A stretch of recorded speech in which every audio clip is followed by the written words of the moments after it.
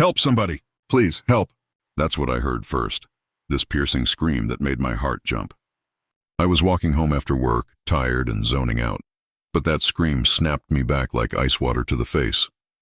I ran toward the sound without thinking. When I got there, I saw a car half wedged into a ditch. Smoke was rising from the hood. A woman was leaning against the car, clutching her stomach, her face pale and twisted in pain. She was pregnant. "Ma'am, are you okay?" I asked, kneeling beside her. "My baby, I can't—" "I need help," she gasped. Her voice was shaking and tears were streaming down her face. I didn't hesitate.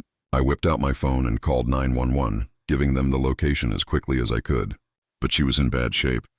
Her breathing was erratic, and I could see blood seeping onto the ground under her dress. "I'm not letting anything happen to your baby or you," I told her. I didn't know if she could even hear me, but I meant every word.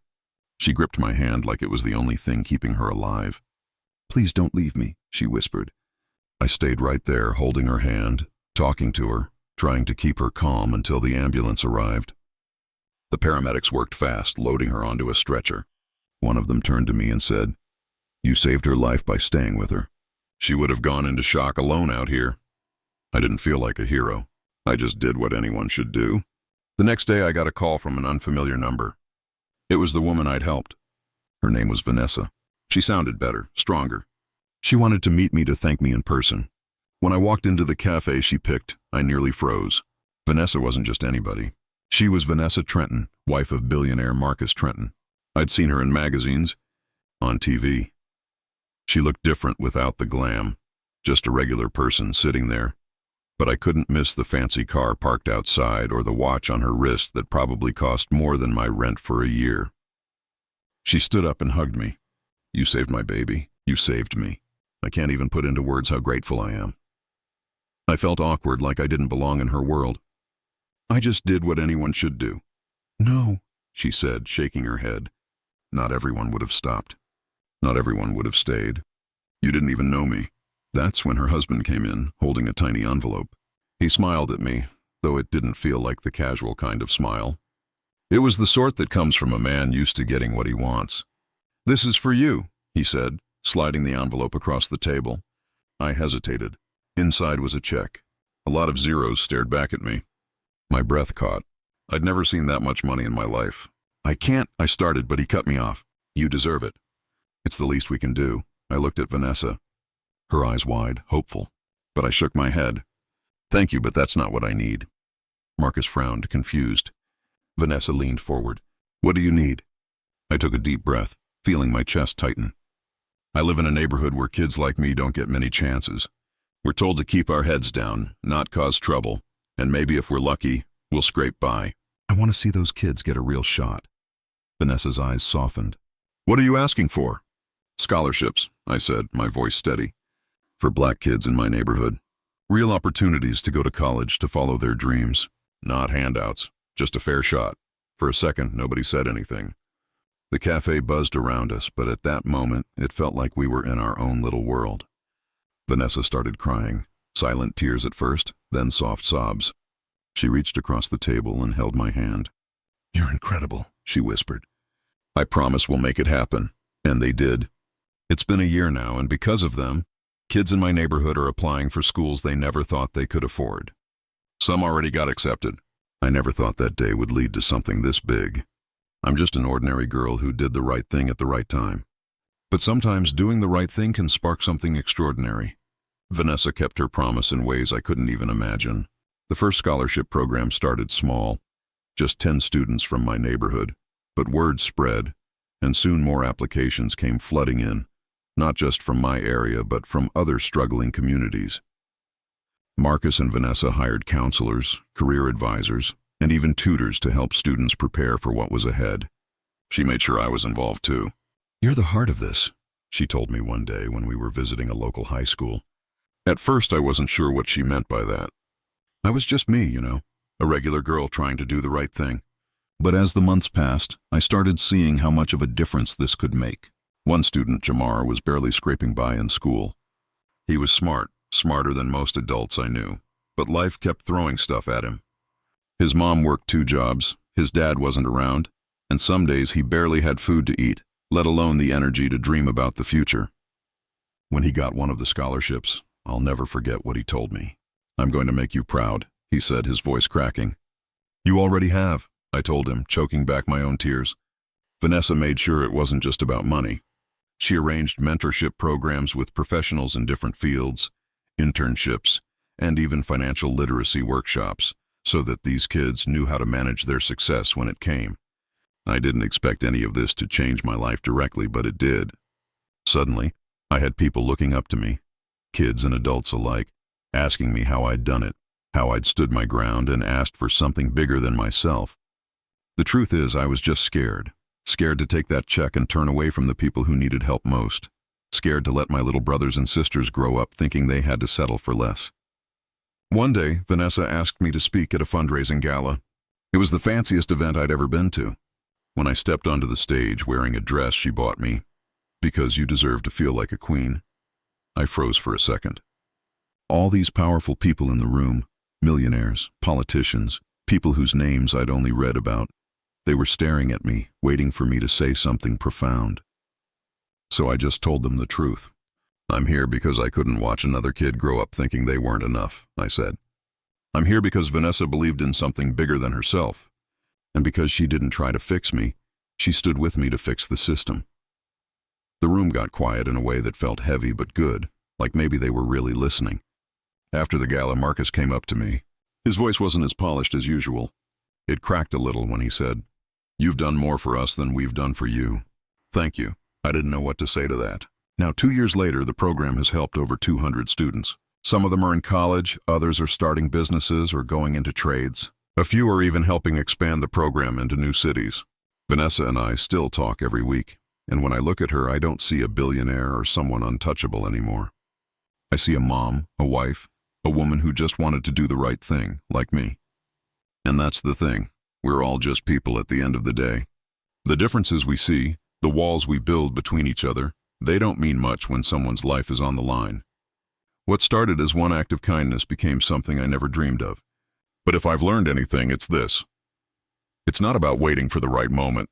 It's about making it. Sometimes I think back to that day by the ditch, the smoke, the blood, her cries for help. It feels like a lifetime ago, but it wasn't. I remember walking home after meeting her in the cafe, clutching the check I hadn't cashed.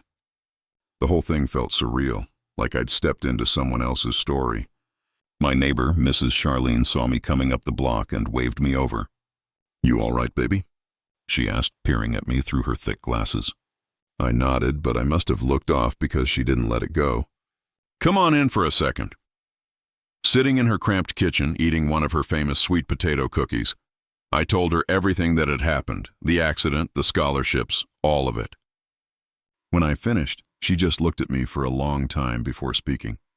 "You know why God put you there that day?" I shrugged. "To help her, to open a door," she said firmly. "Not just for her or her baby, for all of us." Her words stuck with me. I think about them every time I see a kid from the neighborhood getting ready to leave for college, bags packed and hope shining in their eyes. But the work isn't done. Sometimes Vanessa and I go back to the neighborhoods together, meeting with kids, parents, and even local businesses to keep the program growing. On one of those visits, a young girl came up to me. She was maybe 10 with thick braids and wide eyes full of curiosity. "Are you the lady who started the scholarships?" she asked shyly. "I helped," I said. Her eyes lit up.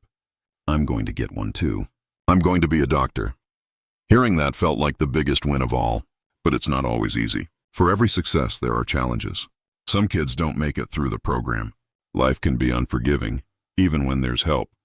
I've seen families fall apart, kids backslide into trouble, and people lose faith. Vanessa and I have spent countless nights brainstorming ways to do better. One of the hardest conversations we had was about how to tackle the root problems: poverty, systemic racism, and the lack of resources in neighborhoods like mine. Scholarships are a start, but they're not the whole answer. One of the hardest conversations we had was about how to tackle the root problems: poverty, systemic racism, and the lack of resources in neighborhoods like mine. Scholarships are... So now we're working on something even bigger: centers in underserved communities that provide mentorship, mental health resources, job training, and safe spaces for kids to dream and grow. It's a huge undertaking, but we're all in. One day, while we were touring one of the new centers under construction, Vanessa turned to me and smiled. You know, you didn't just save my life. You gave me a purpose. I laughed, right back at you looking back.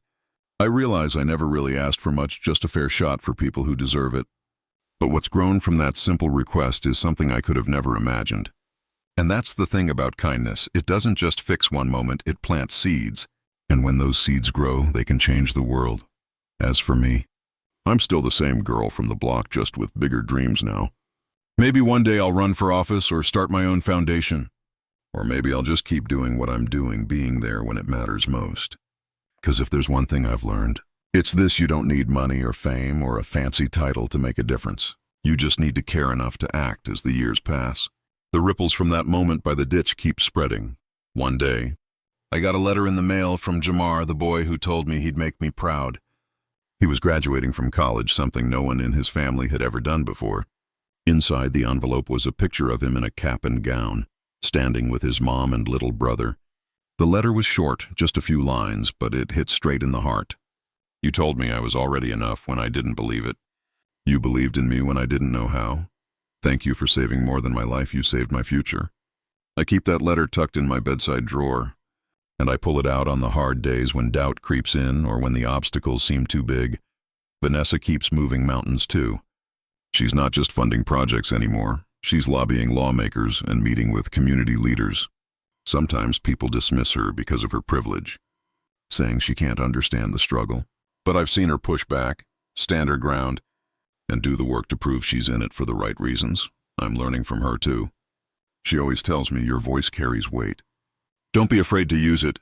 So I started speaking up more at city council meetings, school boards, and even on panels at national conferences. I still feel that nervous flutter in my stomach before every speech, but now it fuels me instead of holding me back. One moment that stands out was the groundbreaking ceremony for a new education and opportunity center, named after me, the Nia Davis Opportunity Hub. I told them they didn't need to name it after me. It's not like I did this all alone, but Vanessa wouldn't hear it. It's not just for what you did, she said, but for who you are and what you inspire in others. Standing there with a shiny gold shovel in my hand, surrounded by kids from the community, their parents, and everyone who believed in the mission, I finally understood what she meant. It wasn't about fame or recognition. It was about building a legacy that lasts. A few months later, I ran into Mrs. Charlene outside her house. She was tending to her little flower garden, like she always does. You've been busy changing the world, huh? She said with a smile. Trying to, I replied, leaning on her fence. She studied me for a moment, her eyes kind but sharp. You're doing good, baby, but don't forget to take care of you too. You can't pour from an empty cup, her words stayed with me. I've been learning to set boundaries, to make time for myself, and to remember that it's okay to rest. I started going to therapy not because I'm broken, but because I'm growing. And through it all, my family has been my anchor. My mom still works long shifts at the hospital, but now she smiles more, especially when she sees the kids around our block talking about their big dreams. My little brother wants to be an engineer, and my cousin, who used to think college wasn't for people like us, is now studying business administration. Every time I think the story is over, something new starts, like the day Vanessa and I stood in a packed high school auditorium, handing out scholarships to the largest group, yet 50 kids. One of them, a girl named Mariah, hugged me so tightly I thought my ribs might crack. You changed my life, she said. Tears streaming down her face, I hugged her back. Now it's your turn to change someone else's. Because that's the beauty of it, this thing we've built. It's not just about the kids or the scholarships or the centers. It's about teaching people that they're capable of changing their own stories and the stories of others, so the work continues. I still walk those same streets where it all started, past the ditch where Vanessa's car once sat. Every time I pass, I think about how easily that day could have gone differently, how a split-second decision to stop and help not only saved a life, but started a movement. And every time I whisper the same silent promise, the best is yet to come. As time goes on, the momentum from that one moment continues to grow. The more I push forward, the more I realize how much it's all connected, the efforts of Vanessa, Marcus, myself, and everyone who's joined this journey. But there are still challenges ahead. Real change doesn't come easily. I remember standing in front of a new group of scholarship applicants a couple of months ago, speaking about the importance of using education to break cycles and create change. But as I looked out at the sea of faces, some excited, others scared or doubtful, something inside me shifted. These kids, some of them might not make it. Some of them may face the hardest road ahead, and yet they still deserve a shot. They deserve to know someone believes in them, even when the world tries to tell them they're not good enough. One particular student, DeAndre, stood out to me. He was quiet at first, a bit withdrawn, but his eyes had that same spark I'd seen in my own when I was his age. But life had already knocked him down so many times, his dad in and out of prison, his mom doing her best but struggling to keep the family afloat. The odds were stacked against him. I pulled him aside after one of our community meetings. "What do you want to do after high school, DeAndre?" I asked. He looked away, unsure. "I don't know. Maybe a mechanic. Or maybe I'll just work at the warehouse with my uncle. I mean, it's a good job." I placed a hand on his shoulder. "It's a good job. But you're capable of so much more. College can open up opportunities you never thought possible. But more than that, education can teach you how to believe in yourself." He didn't answer, but I could see his mind turning. A few months later, he came to me and said, "I applied. I got in. I'm going to be the first in my family to go to college." He wasn't just excited, he was proud too. He knew this wasn't just for him, it was for his family, for his community, for all the kids who thought they couldn't. His smile was one of those moments when I felt like every struggle, every challenge, was worth it. He hadn't just earned a scholarship, he'd found a way to believe in his own worth. In the months that followed, I kept seeing more and more success stories, kids like Jamar and DeAndre who had been given a chance and took full advantage of it. But it wasn't always easy to swallow. Not everyone made it. Some kids still dropped out or returned to the streets or struggled in ways that money and mentorship couldn't solve. I couldn't help but feel guilty, wondering if I should have done more, or if there was a way I could have reached them when the pull of their circumstances was too strong. Vanessa always reassured me when I voiced this concern. "You can't save everyone, Nia. You give them the tools, the chance, but what they do with it is up to them. What you're doing is breaking barriers that have been in place for generations. Every kid that succeeds is a victory." Still, those moments were hard on the other hand. I also see these tiny victories all around me. The local youth center has become a place where kids not only come for school support, but where they feel safe and heard. Local businesses are now partnering to provide internships for these students, letting them build careers while they're still in high school. And with the second education center opening up in a neighboring city, Vanessa and I are building a network of support not just across the region, but hopefully nationwide one evening. While we were finalizing plans for this next big step, Marcus and I ended up having a long conversation about the future, about generational wealth, legacy, and how it isn't enough to just have money. You need to put it in the right hands, in the hands of those who will fight for the better world you want to build. "I've spent so much of my life focused on numbers and profit," he said as he leaned back in his chair. "But now I see helping people like you. People who care about others. This is where the real work happens." For once, I could see the real Marcus, the one who hadn't just married into the life of privilege, but who was now giving back in ways he'd never dreamed possible. Vanessa sat beside him, her hand resting gently on his. "You got there," she said softly. "We all did. And that's what I hold on to the most, we all did. The truth is, I can't change everything. And some days I still feel that ache of knowing I'm not enough to fix all the broken pieces. But those kids, the ones whose futures we've touched, they prove me wrong every single day. Every time I hear from one of them, whether it's a simple thank you or a message about how they're succeeding, my faith is renewed. This is how change happens, one person, one community at a time. We have a long way to go, but every step we take is worth it. We'll keep pushing, we'll keep fighting, and maybe, just maybe, when all is said and done, the world will look a little different than the way we found it. And as for me, I don't plan on stopping anytime soon. My story, our story, is far from over, because for the first time in my life, I truly believe the best is yet to come. The days keep rolling by, sometimes feeling like a blur of meetings, phone calls and new projects, but every so often, in a quiet moment, I get to stop and reflect on how far we've come. One evening, after a particularly long meeting, I decided to take a walk. I was near the new community center, the one that just opened up, and I stopped for a moment outside, watching the kids filtering in for their after-school programs. The sounds of laughter and music came from the building, and the energy felt different, almost electric. For the first time in a while, I felt hopeful. The struggles I had as a kid, those struggles I worked so hard to escape from, they didn't have to define these kids. This place would help them dream too. It would help them find something bigger than the narrow paths the world had set before them.